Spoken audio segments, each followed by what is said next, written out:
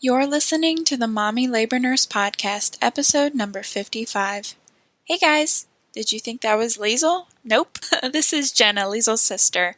As many of you guys know, Liesel was on her deathbed last week pretty much. She got mastitis last weekend and then ended up in the emergency room for pneumonia on Wednesday. It was pretty crazy, but she's doing a lot better. She's taking it easy this week, which is why I'm doing her intro. So if you haven't listened to Tiffany's first birth story, which was released last week, I highly recommend giving it a listen before listening to this one. I won't give too much away, but her second birth story was very, very, very different from her first. She talks about the differences she experienced, like how she found out the gender for her second, or how she had an unmedicated birth this time around. It was a really great episode. So let's dive into Tiffany's second birth story with her son, Callan.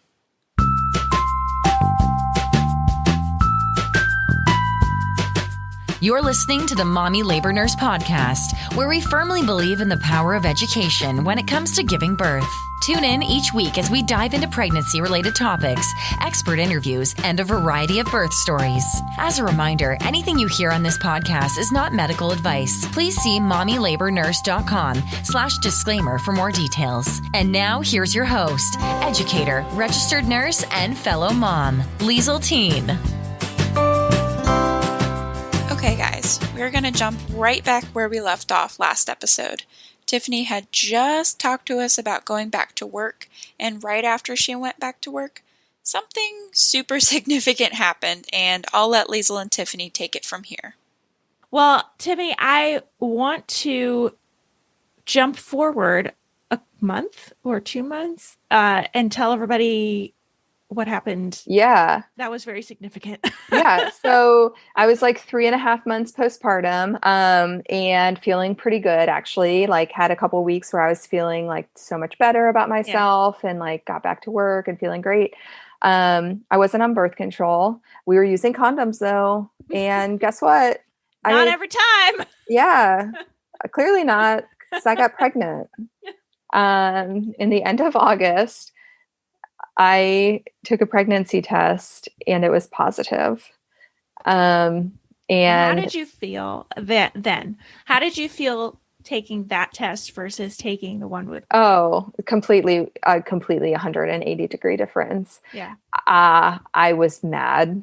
I was pissed off. Like, I did not want to have a baby at that time. I wanted to have an abortion, honestly.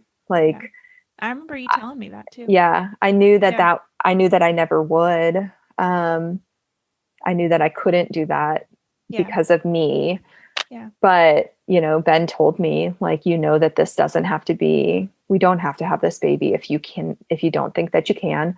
But I wanted to, and I was mad. Yeah. I was really, really mad. I cried and cried and cried. Ben was super, super supportive, but I was upset. And I was in denial for probably like 8 weeks. I didn't tell anybody. Like, I didn't even tell you. You didn't know until I went to my first appointment. I think I told Claire. Claire knew. I told her because she was at work the next day, and I had to tell somebody, and I needed to tell somebody to make it real. Like, it wasn't real just telling Ben. So I told her, and then I didn't tell anybody else until I went to the first appointment. And that helped going to the first appointment because I saw the baby's heart beating and was like, okay, this is real. Like, you just got to take it in. I still wasn't overly happy. I mean, it took me a lot of time to feel okay with it. I mean, keep in mind, I had a 4-month-old. Like, I had struggled with postpartum depression. You were like just starting to like feel better. Really good. Yeah. And then this hit. So it was really, really hard. My due date was May 3rd. And so my first one was born April 18th, or 19th. Gosh, I can't even remember. It's okay. 18th. Yeah. April 18th, 2019. So they were going to be like a year apart. And I was like, oh my gosh. I talked to my therapist about it. I was still seeing her, and she encouraged me to tell people and tell my family.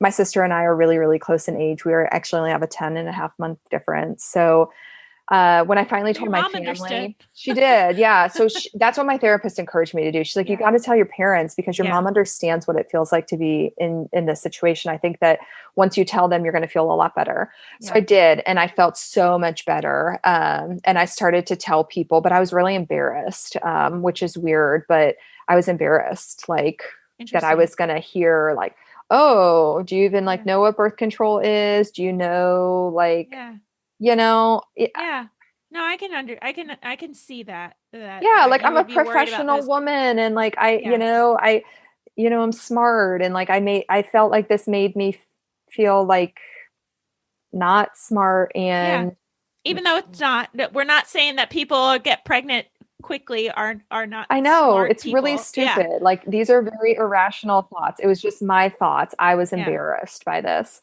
But I started telling people and it helped telling people. I mentioned that we didn't find out the gender with our first one. So then it came up, do we find out the gender with this one?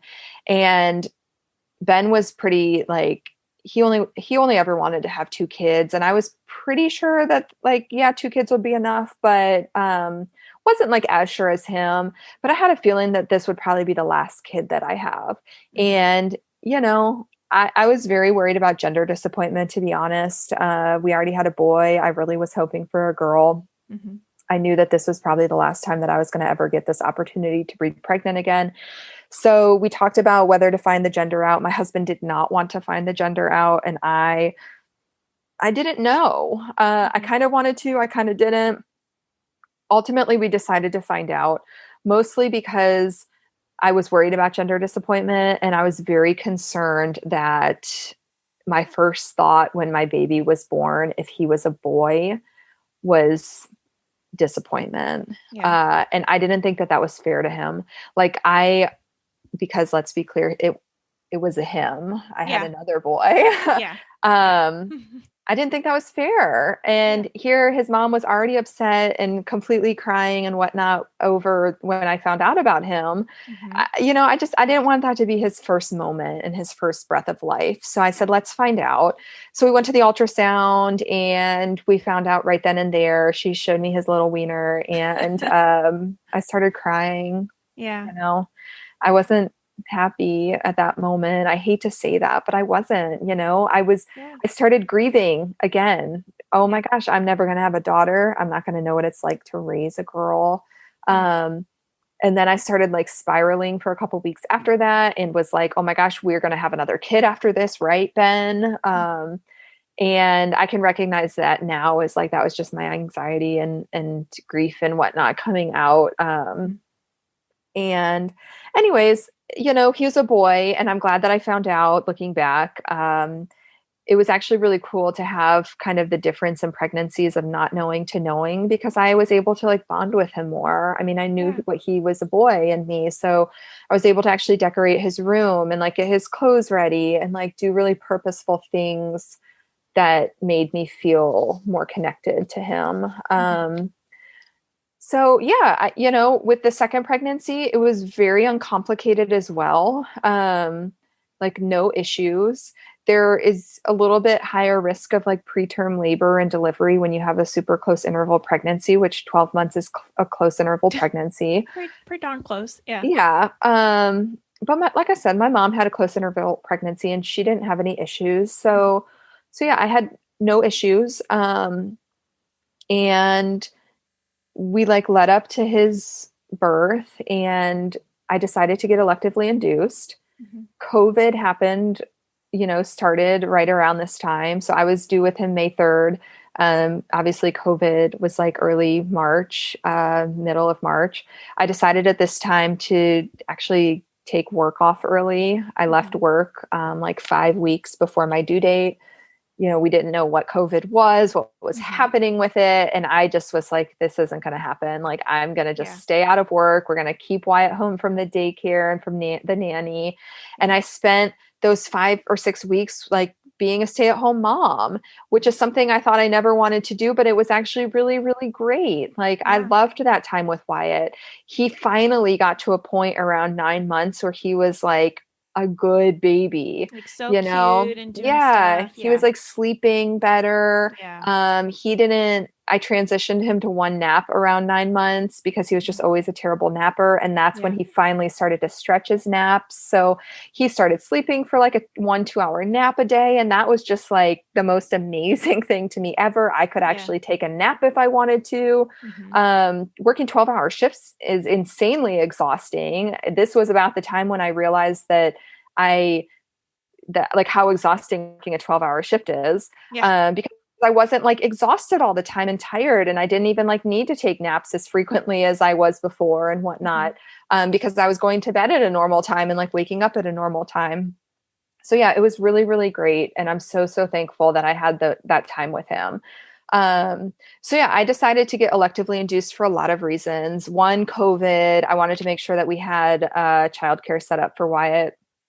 Two, um, I felt like so much of what this pregnancy was like out of my control. And I just needed to have this like control around it. I can recognize now too that I pretty much had anxiety throughout the whole entire pregnancy. It wasn't like crazy, but I like being postpartum for the last 6 months and knowing how I feel now. And Liesel, you can attest to this too. I can recognize that I still had anxiety during those months. I still didn't really like love being alone with Wyatt if I didn't have to be, Ben would go golf on the weekends and I still would like rather have him home with me to help. I don't know. There's just something there. I just didn't, it just wasn't like how it is now. You weren't full. Yeah. Yeah. So yeah, I got electively induced, and was able to once again pick the nurse who was Jen Myers, who took care of me. Yeah, for the first one. She wasn't who delivered Wyatt, but she was with me for the first kind of half of it. So she was my nurse. And then Liesel, you switched your shift that day so that you could be there. I was trying to think if I was I was working, you switched. I think. Yeah. With Cassidy. So thank you, Cassidy. You get a shout out. You switched with her so that you could be there. And we were just, I don't know, hoping that like all the stars would align, that like you wouldn't have a patient and you could take pictures. And so I went in. It was a Tuesday, I think. Yeah, I'm pretty sure it was a Tuesday.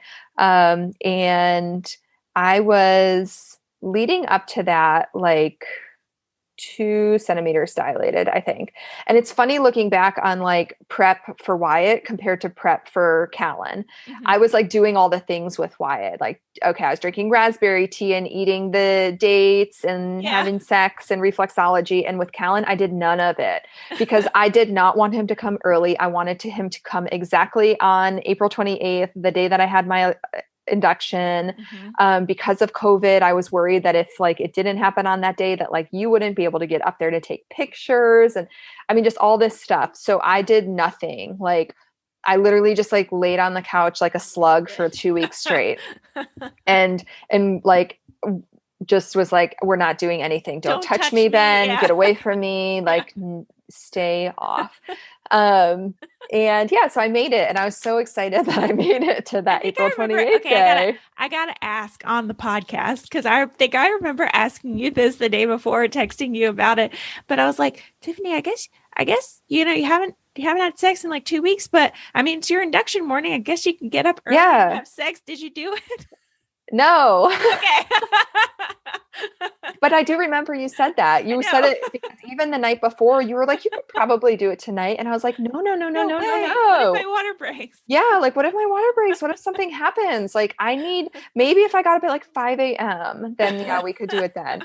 But no, I like to sleep. I'm like a sleeper, which is why I'm not like the newborn days are especially tough for me because I like to sleep. So no, we did not. Okay. It's okay though. Ben was fine. He was fine.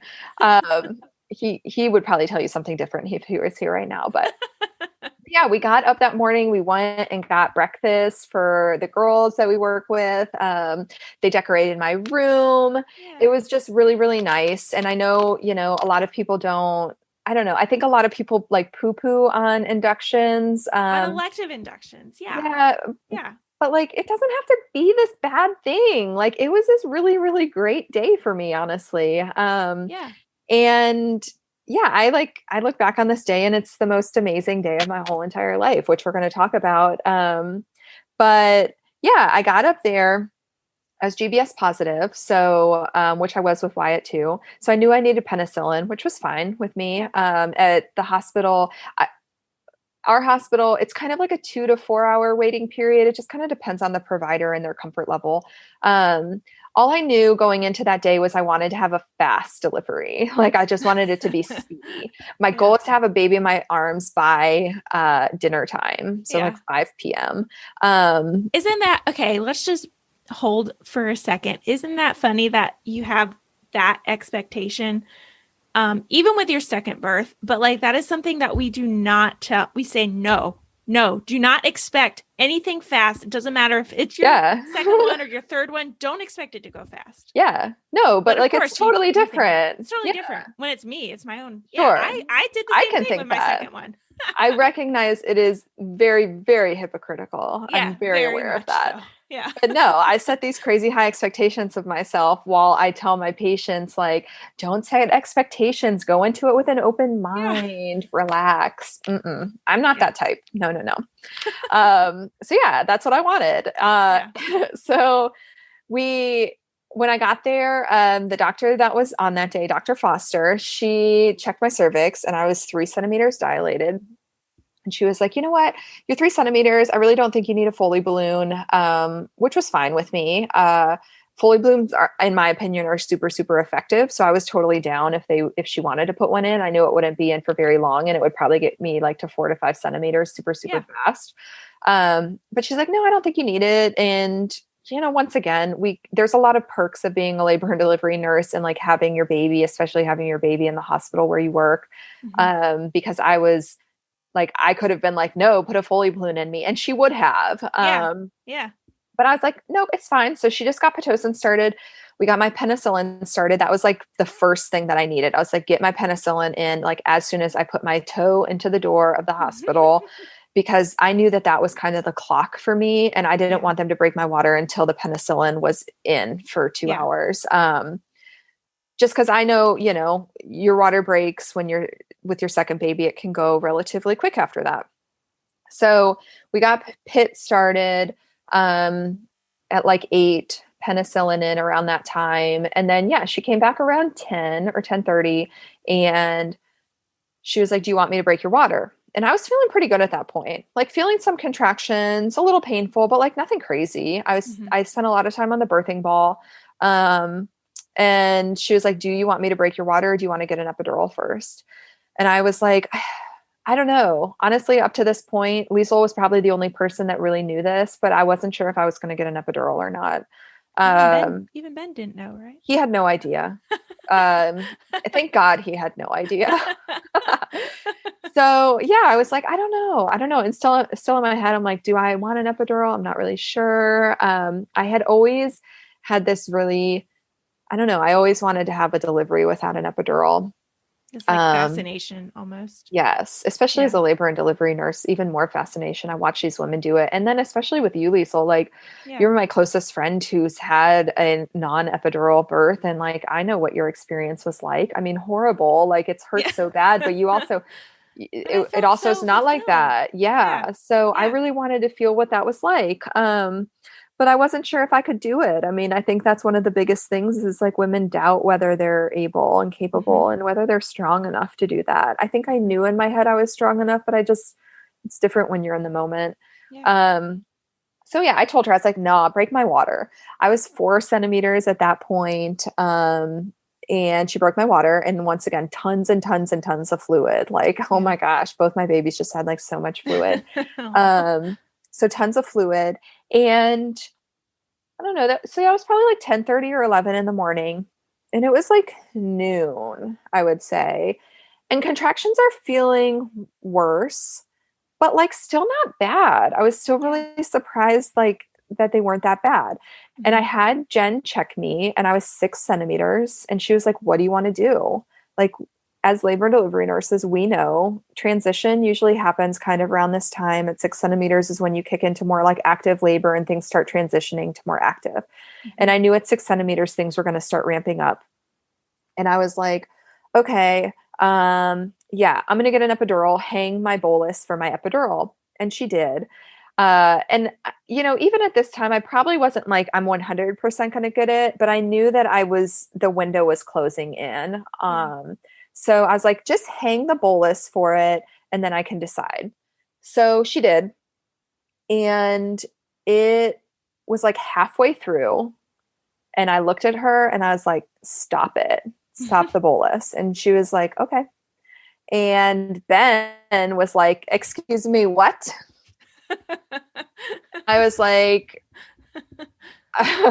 she's going to just stop it. I was like, so calm. I was like, she's stopping the bolus. And he was like, Tiffany, you know what that means? And I said, yeah, I know what that means. And he was like, what are you doing? Like, what are you thinking?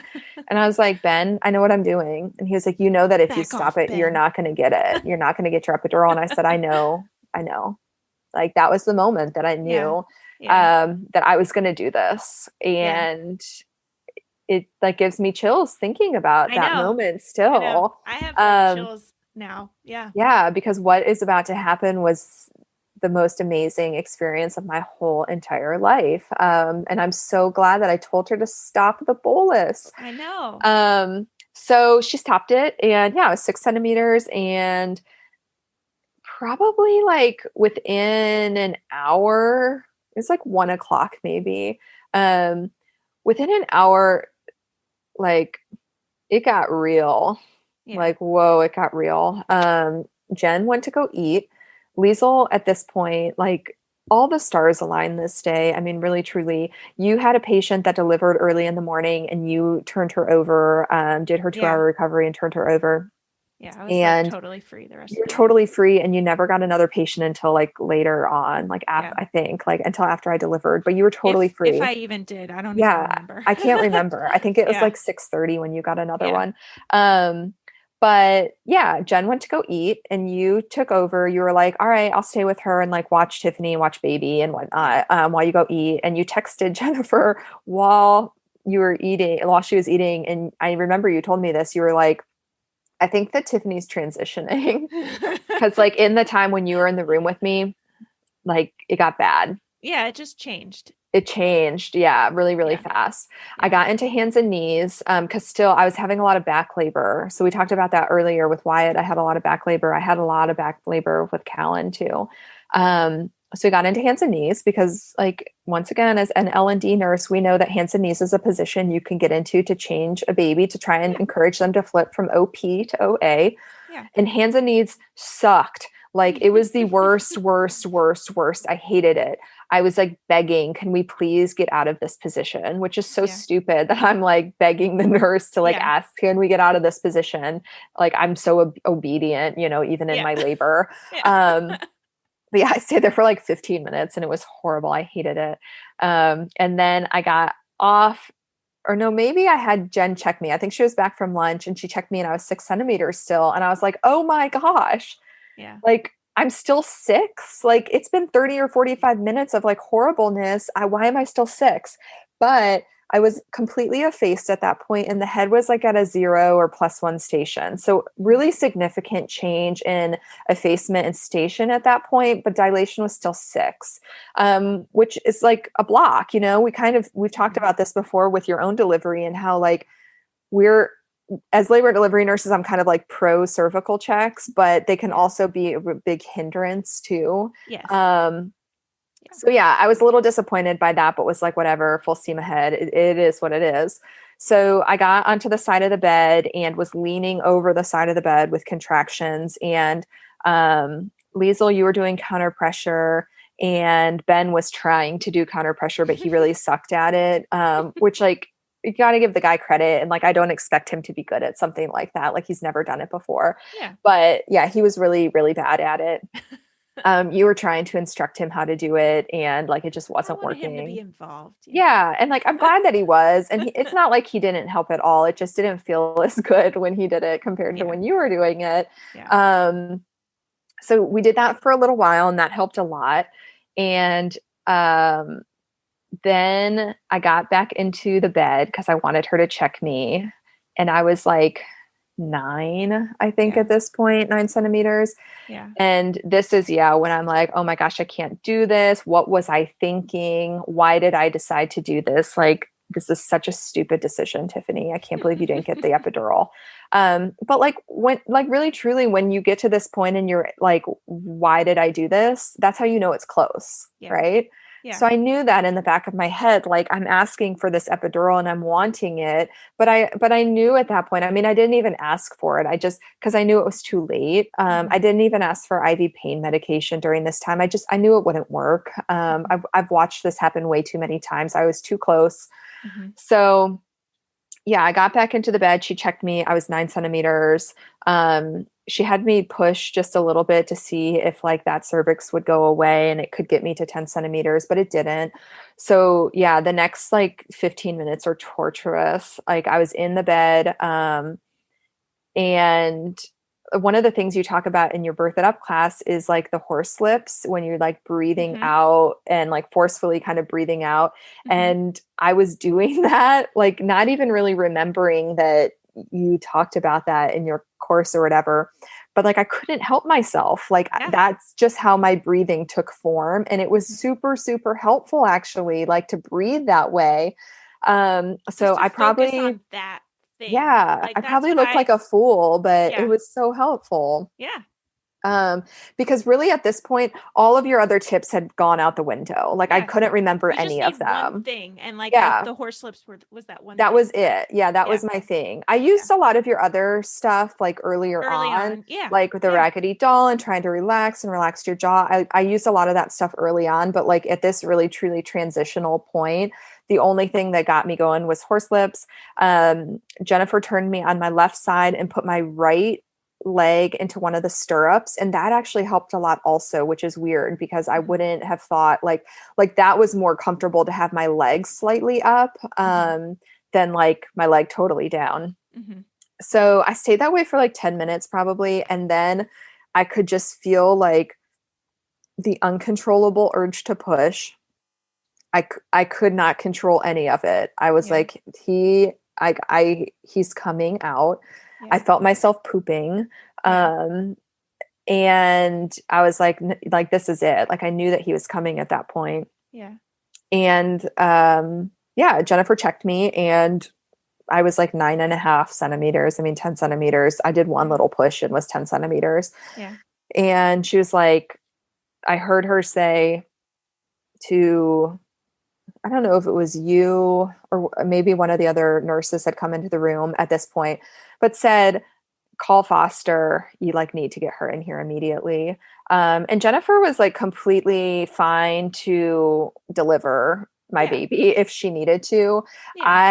This whole experience has taught me to like never tell a woman not to push. I don't care if the doctor's not around, not that I'm going to be like full out, like push as hard as you can, but like a woman that doesn't have an epidural, then telling her not to push, it's freaking impossible. Like there's nothing that I could have done to hold back him coming out of me at that point. So she was like, girl, just push, like, just do it. I'll deliver this baby if I need to. It's fine. If Foster doesn't make it into the room, that's totally fine. But she did. And I'm glad that she was there.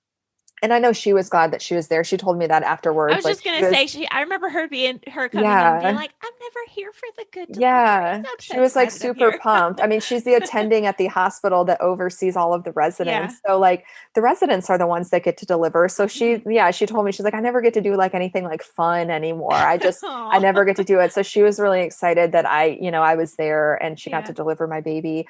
But yeah, I pushed like, for, I don't know, 5 minutes. I mean, something crazy. It hurt, but it wasn't like, it wasn't as bad as I thought it was going to be. And he came out, all 9 pounds, 8 ounces of him came out of me, with, let me brag again, no perineal tear. No tears.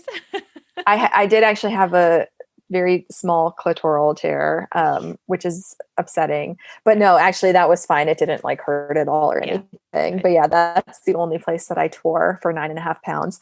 And yeah, he was a boy and I felt like such a rock star afterwards. And like, so Liesel, you were taking pictures and then you also had some video going in the background, and you can actually hear me saying, "Oh my God, I can't believe I just did that." Yeah. I was in shock. Like I truly was. I couldn't believe that I did that. I thought I could, but then actually doing it was the most amazing experience I've ever had in my whole entire life. And, really, truly, I like it was the perfect culmination of the last year and a half of my life, from the Yeah. miscarriage to having Wyatt to the postpartum depression to getting pregnant so quickly afterwards. Like it came together in that moment for me. It That's was so cool. very therapeutic.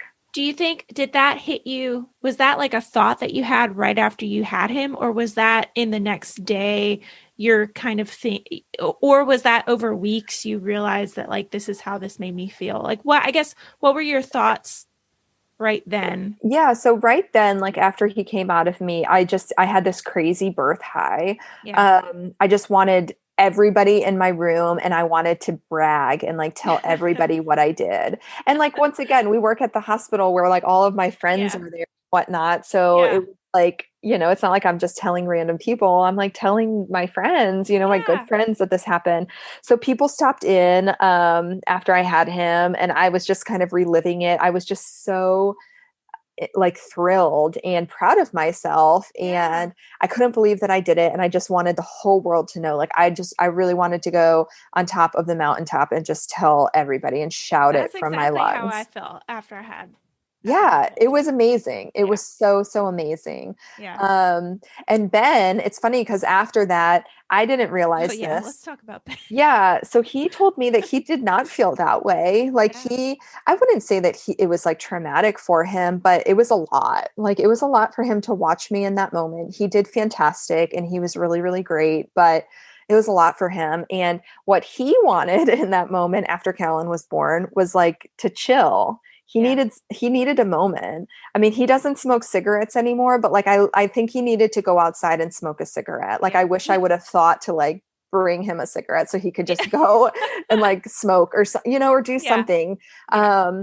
But he recognized in that moment how important it was for me to have that experience and to like tell people about what happened, and like Mhm. so he put his feelings aside and his like needs aside for those first couple hours, and just let me talk and tell people what happened and be proud of myself and like relive the moment. So that's one of the things that we did, is like I went back and we kind of like relived the day, Mhm. and what happened, and I wanted to talk about it. Mhm. And yeah, it was pretty quickly after that. I mean, probably that night that I recognized what a big thing this was. And I didn't know what like my postpartum journey was going to be like with him, but uh I knew that I think I knew that it was going to be okay and that I was going to be fine. And really looking back, I think like his delivery was exactly what he deserved. Yeah. Like exactly what he deserved. Just from like finding out I was pregnant and not being happy about it and being in denial and angry, Mhm. then to finding out he was a boy and crying and being upset about that. I mean, it was just a really, really emotional pregnancy, and not, I know some women can't understand it. You just think you're pregnant and it's this happy, happy thing. But for me, it wasn't. And then COVID hit, and a lot of things just got thrown for a loop, like why I was still supposed to go to daycare after the baby came, and he wasn't able to do that anymore because of COVID. So there was just a lot that happened. And that day and that birth and what we did, like Callan and I did that together. We did that together. And I will forever have this special bond with him because of that day and because of our journey and our like 9-month journey being pregnant together. And like, yeah, not to discredit Wyatt's birth or anything like that, but Yeah. it's just different. Yeah. And and I'm so glad that I did it that way. And it was crazy too, because I was surrounded by all these women that had done it before me. You were in the room. Jen Myers had babies without epidurals. Even my baby nurse that was in there, Jenna, who I specifically picked her. Once again, I planned her to be there that day. She did a switch so that she would be there. Mm-hmm. She gave birth to both of her babies without epidurals. So it was, and even Dr. Foster, she hadn't had a baby without an epidural at that point, but in September, she had a baby without an epidural, very unplanned. I didn't know that. Yeah. I need to tell you I need to tell you about that. I didn't even know that. Okay.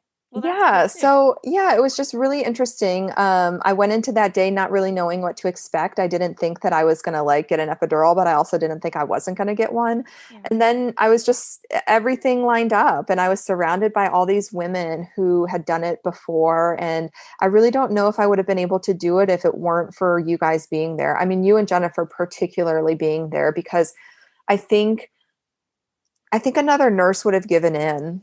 Like, yeah. I can't totally say that for sure, but I think another nurse that had not had a natural delivery before probably would have convinced me to just get one. And you guys, like, were super, super supportive of my decision. And, you weren't like, forget the epidural, you can do it. But you also were like, you can do it. Like, I know you can do this. It's okay. I distinctly remember having the conversation with Jennifer and coming out of the room when after she checked you and you were that 6, 90 and 0 station, it was like the change from you were 5 to 6 kind of fully bulb, thick cervix. And then she checked you again and you were 6, 90 and 0. So still your centimeters were somewhat the same, but like it was a big change. And I remember coming out of the room and talking to her and being like, she's not going to get epidural. Like she's going to do this. And she's way too cool right now. She's like way too chill right now. Like, I'm like remembering what I was like at 6 centimeters with Walter, and like, I went natural with him, and I was like, she is way too like in the zone and cool right now. Like she's just, and Jennifer agreed with me, and and then what, an hour later you had a baby, or 2 hours later. Yeah. I mean, it really truly was like 2 hours of really active labor. It was probably like 2 p.m. when things got bad, and I had him at 4:06. So, I mean, really very, very fast.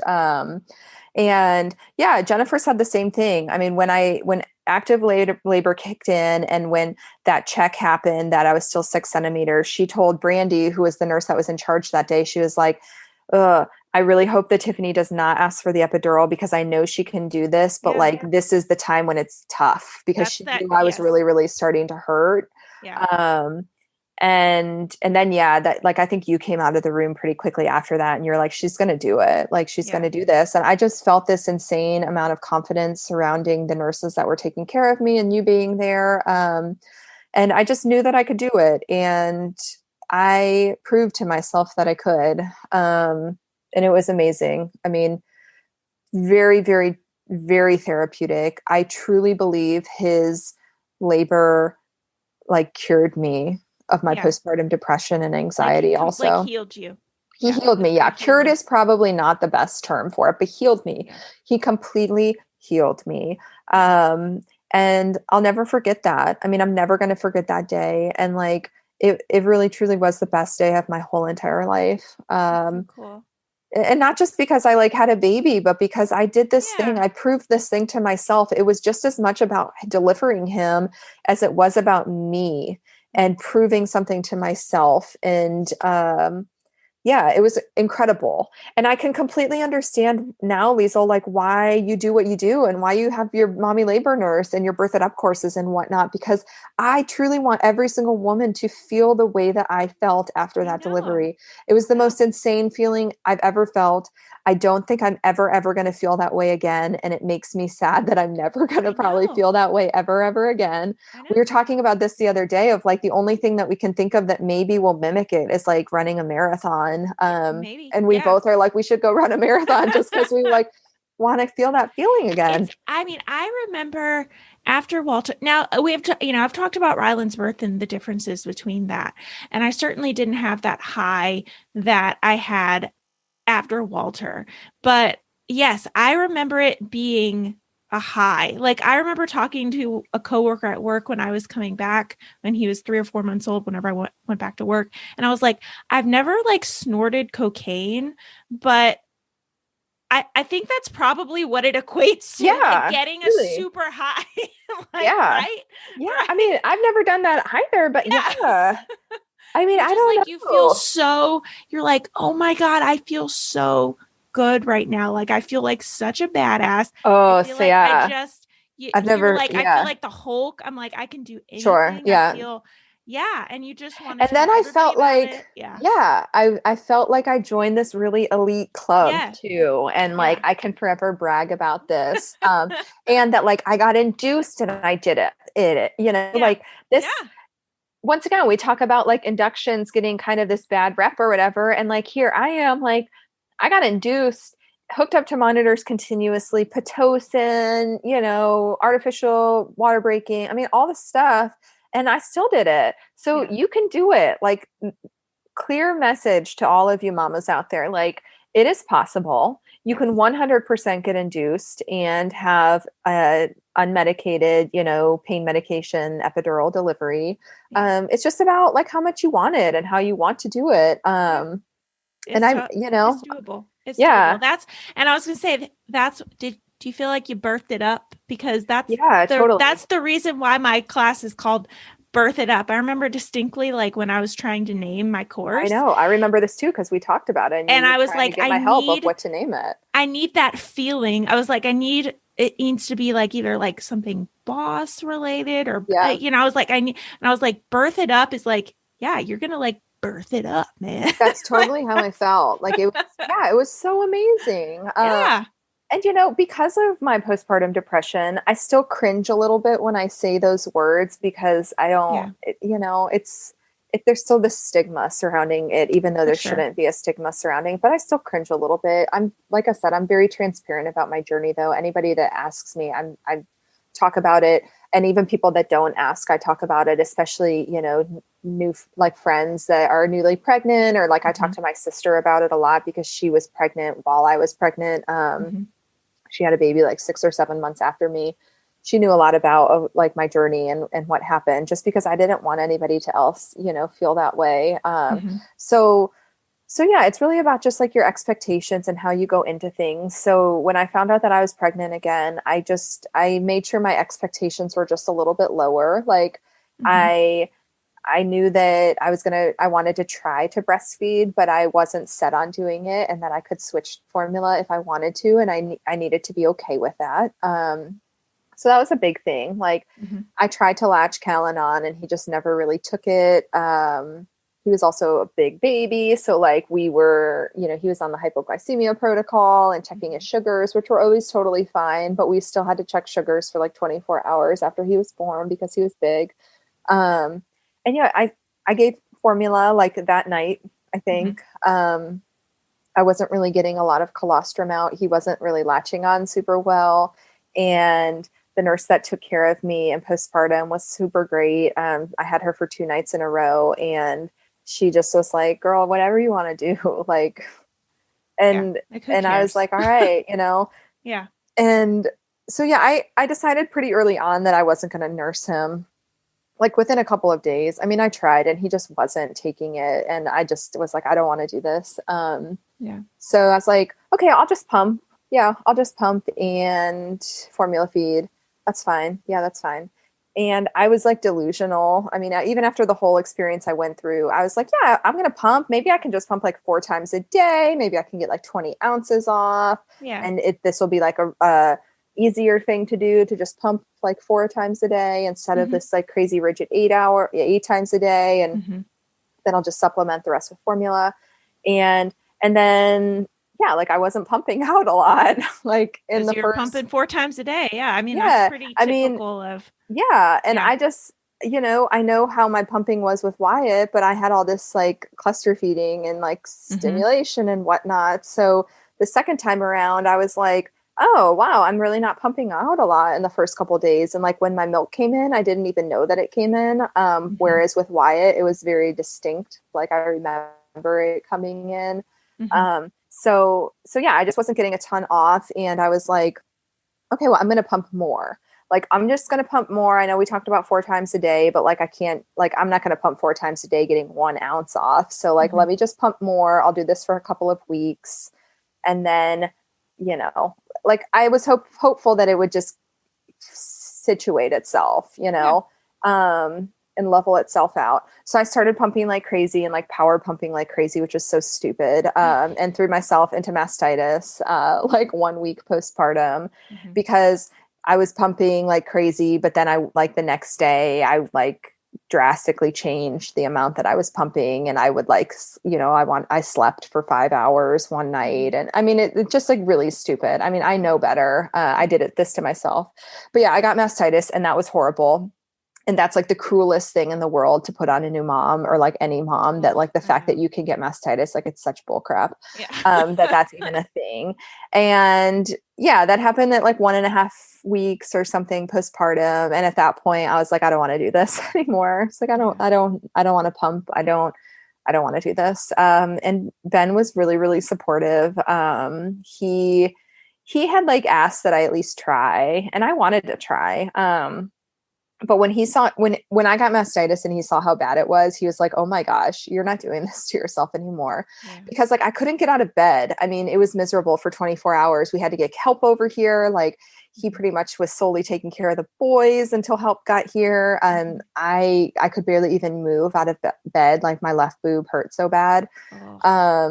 And I got started on antibiotics, but it took a couple of days for those to kick in. So yeah, it was just bad. And he was like, I can't do this alone. I can't risk this happening again. And if you're not happy, let's just stop. So I did. I like kind of quickly weaned myself off. And so, yeah, I think that I pumped for like 3 weeks and then I was done. And I still am sad about it. Honestly, Callan's 6 months old now, and I still get triggered by it. And I'm very aware of it. Like, therapy's helped me a lot to recognize my triggers and whatnot. And, it doesn't mean that I don't care. And I don't want like my other friends to talk about their like breastfeeding journeys or whatnot, but it's not easy for me to listen to other women having like quote unquote easy breastfeeding journeys. One of my good friends had a baby 9 days after me, and she had a really rough, first experience pumping and whatnot. But nursing went really, really well for her next baby. And she's had this really like great breastfeeding journey with her. And it was hard to hear about that. And then even Liesel, like when you had Ryland, there's times where it's not easy to hear about. And I know that there's problems and difficulties, and I'm surely not saying like, oh, you guys have had like these great breastfeeding journeys and like, this is just a walk in the park. Like, I know that it's not easy, but it's still very triggering for me to hear women talk about their like breastfeeding going well. I mean, it makes total sense. Especially after you made that comment of with Wyatt and taking off that pump, and how much that pump like triggered those feelings. So I'm actually surprised that you even were so committed with Callan to at least even give exclusive pumping a try. I mean, I think it was just kind of me wanting, I don't know. I know as a nurse that like, it's not just about mom. Like, a breastfeeding journey truly is like a dyad. Like, it's about baby and mom. And I know very well from my experience that like, just because you had a crappy experience with one baby doesn't mean that it's got to be that way with the next. So I really thought like, I know that I have crappy, nipples and like not great breastfeeding anatomy, but like maybe something will be different. I don't know, like maybe it'll be different. So I wanted to at least give him the opportunity to try. And then like what it turned out was he was like even worse at it than Wyatt was. Like, Callan wouldn't even latch on, So I was like, well, I guess that we're just done. And but it wasn't as hard for me this time around to like deal with that. I mean, I knew going into it, there wasn't a great chance that it was going to be successful. So I knew that it still was difficult, but you set yourself up for whatever was going to happen. Well, and I also knew like that I was going to have a 12-month-old, and it wasn't super realistic for me to just have these crazy expectations. That's very understandable. Yeah. Well, I wanted to ask you, to kind of close up. With your experience with Wyatt having postpartum depression, what did you do differently with Callan? I know COVID kind of hit, so that impacted a lot, but were you hyper aware of the postpartum depression and really, really nervous about it happening with Callan, and like kind of what did you do? Or were you, I guess, just walk me kind of through those thoughts. Yeah. So I maintained a relationship with my therapist throughout my entire pregnancy. I was seeing her like once every 2 to 4 weeks.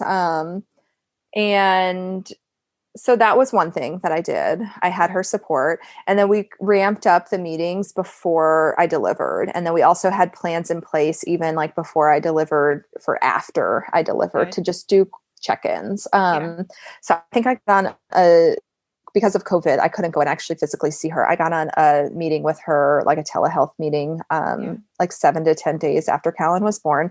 And I could have had it sooner than that. She kind of just left it open and was like, if you need to see me sooner than that, just let me know. But I felt okay. So there was that. I had daycare situated for Wyatt. He was going to start at the school that your son, Walter, actually goes to. So he was going to start there when he turned a year-ish. So I had that situated also. He was going to go there Monday, Wednesday, Friday. COVID totally turned that for a loop. But anyways, I had that set up. And then besides that, I think I just like had more support around me. I knew that Ben and I moved over the last year. We actually moved about 5 minutes away from my mom and 5 minutes away from my brother and sister-in-law.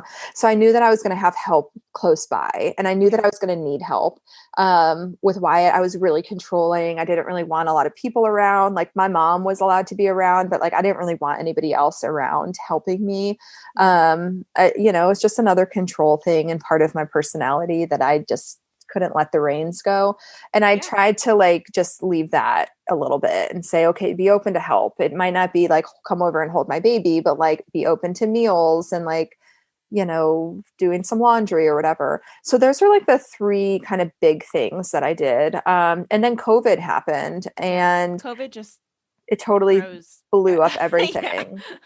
Because like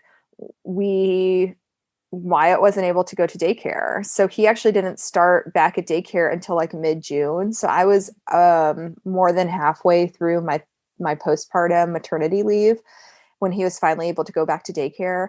And the other thing, Ben took off more time of work. So with Wyatt, he actually only took off about like 4 or 5 days and then went back to work. But with Callan, he took off 3 full weeks of work. And then he actually did 2 weeks of part-time work, which I'm just so blessed and grateful that his company was able to do that. And he had the time saved up to do that, because that was a big help, because we also didn't have, we didn't let anybody over at the house for the first month. The only exception to that was when I got mastitis. We actually let Ben's dad come over to help, because he had kind of been quarantined, and like Ben needed help. So we had to. So for the first month, nobody was allowed over. My parents would come over and we would just go outside and they would see the baby from a distance. But that was really hard too. And I was very, very, very hyper aware of my history of PPD and that I was going to be at higher risk for it this second time around because of my history. And it's something that Ben and I had talked about a lot. And he was very protective over my mental health, just like I was. But he was super anxious about COVID, and I was too. But I also recognized, like, I'm not going to let my mental health go down the drain just because of COVID. Like, at some point, something's got to give. So we made the agreement for a month. Let's wait a month. And then, exactly on May 28th, when Callan turned 1 month old, I let my parents come over, and then his mom came over. And like, we still didn't allow like just like anybody to come over, but our immediate family was allowed over. And that helped a lot. Like that helped with my mental health a lot. And then not breastfeeding helped a lot. Not needing to get up and pump was huge. Because like I mentioned earlier, I like to sleep. I'm like not a 6 hour a night girl. I'm like an 8 to 10 hour a night girl.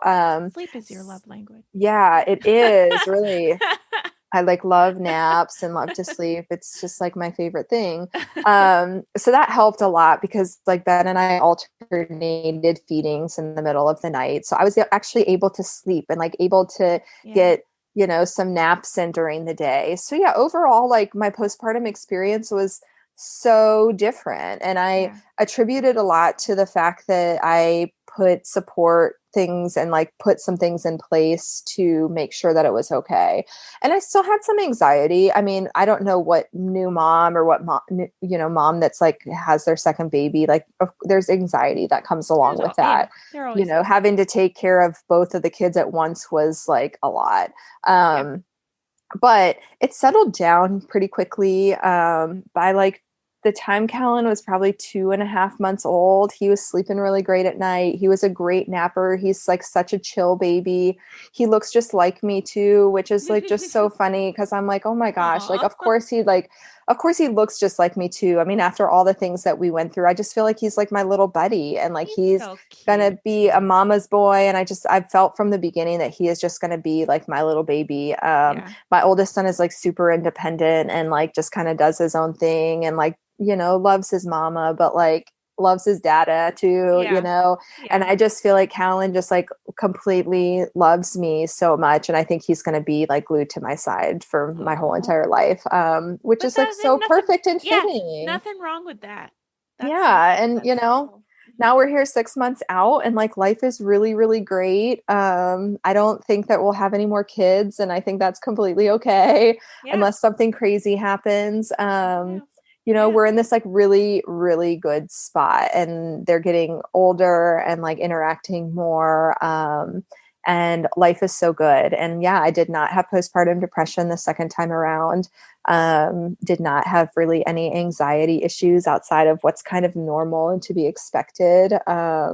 His birth really truly was very, very healing for me and was a pretty incredible day. And I still to this day, like I hate to say like I fantasize his day, but like I do. Like his birthday will forever be this amazing thing. And we talk about like 2020 and like how you're going to look back on 2020 and think of COVID and like how hard things were, and like that's not how I'm going to ever look back on this year.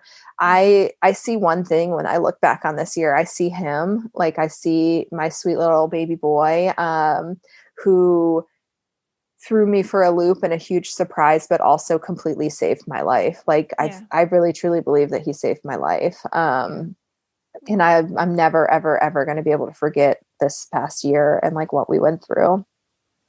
Well, that is a great way to end things. I feel like I'm about to start crying. I know. I don't even know what I'm going to name.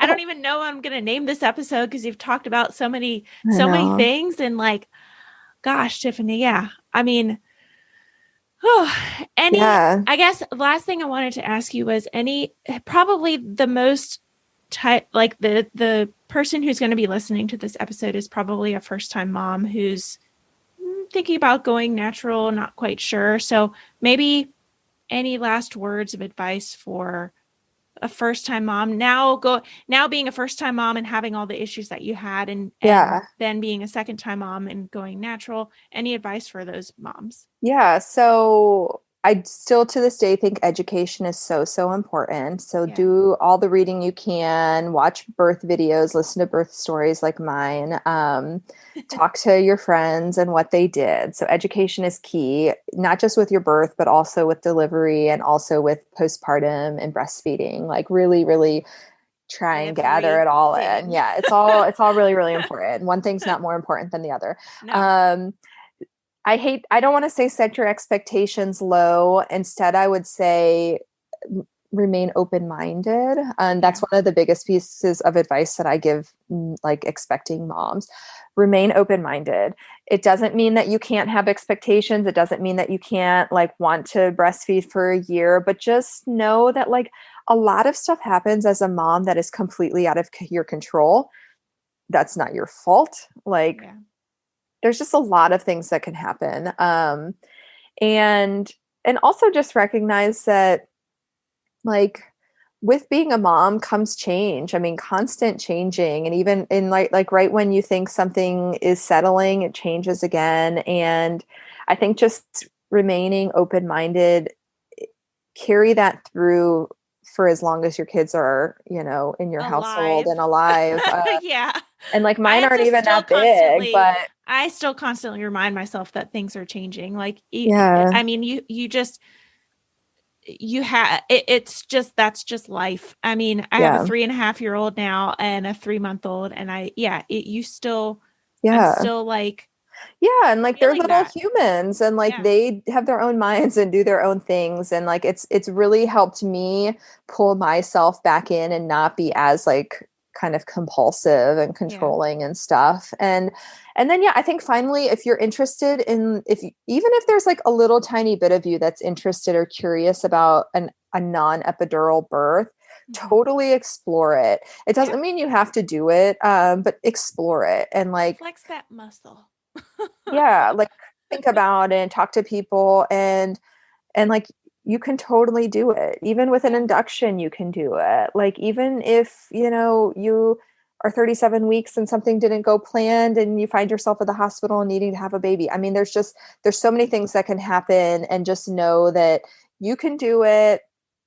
And either way, no matter what happens, you're still the best mama out there for your baby. I firmly believe that, how you deliver your baby doesn't define you. And yeah. Well, that's it. Well, that's a wrap. Well, thank you, Tiffany, so much for coming on the Mommy Labor Nurse podcast. I don't know. I feel like we should have. Do you feel like you're going to feel any different on his birthday or something, like at a year mark? I don't know. I'm like, recap or something. I'm glad that I was able to do this. This was actually something that my therapist recommended, is to come on. Yeah. I'm going to send her this episode so she can listen to it. But she thought that it would be yet another therapeutic thing for me to come on. I mean, I feel like it has been. Yeah. Like knowing that I work for you and whatnot. Like she thought that this would be really cool. And I'm glad that I'm going to have this kind of to listen to, and always go back to. Yeah. And to send people and to, No, and absolutely. Like, I'm like, at what point will I let Callan listen to this for the first time? Because there's some tough things that I talk about too in it.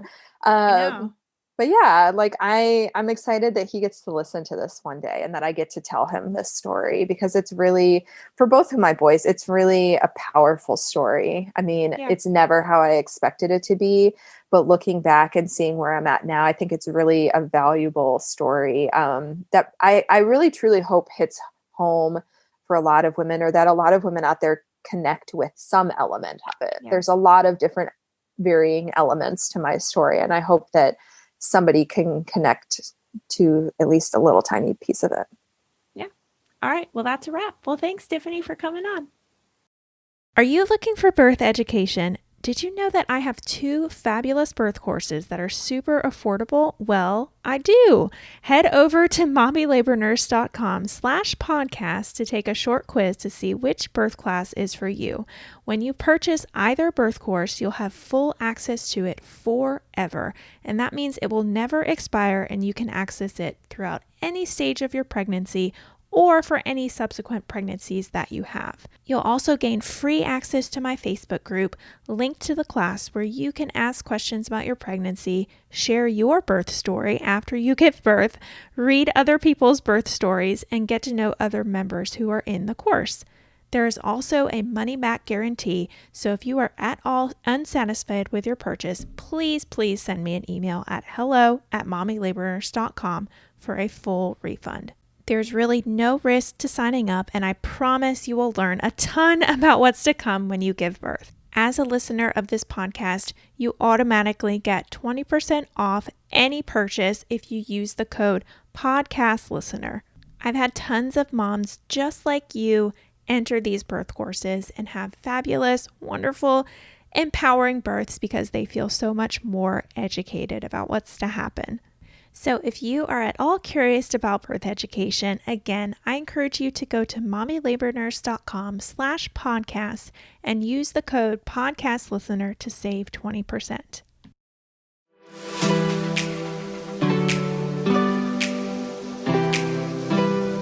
All right, so that is it for this episode of the Mommy Labor Nurse podcast. You probably follow me on Instagram because that's probably where you came from. But if you don't, head over to Instagram and follow me at mommy.labornurse for more. That is certainly where I am most active.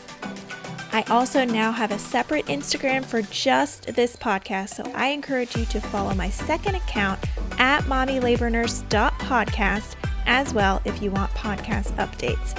Again, that is at mommylabornurse.podcast.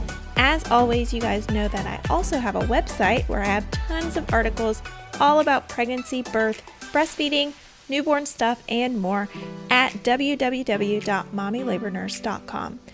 I want to hear more from you on how much you love this episode of the podcast or how you think I can improve. So leave me a comment on one of my pictures, send me a DM, or send me an email with all the love. All right, guys, I will see you same time, same place next week.